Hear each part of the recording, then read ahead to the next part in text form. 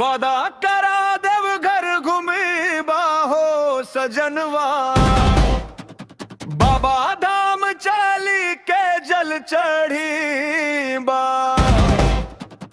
वादा करा देव घर घूमी बाहो सजनवा, बाबा धाम चली के जल चढ़ी बा। हर हर महादेव पूजे रावण भोले के चरण में शीश नवई बा।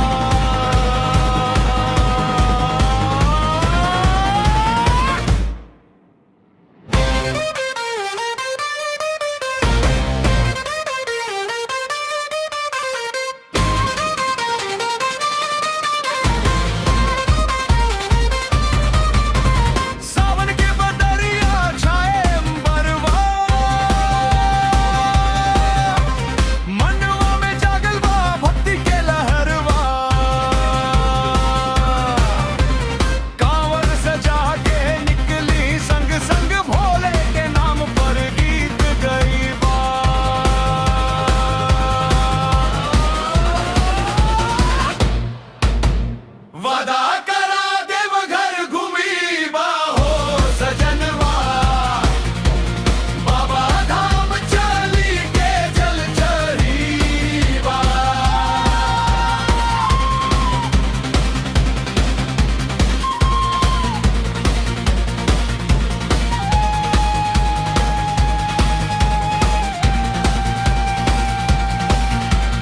बेल पत्र धतूरा लेके हथवा,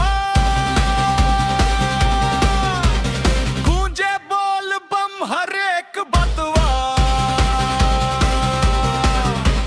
राह कठिन होखे त कटर महादेव संग संग राह दिखैबा।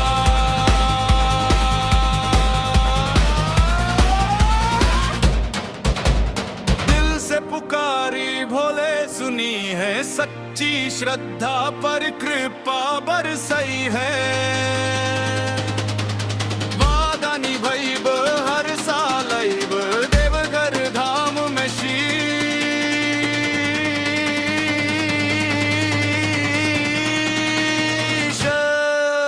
झुका।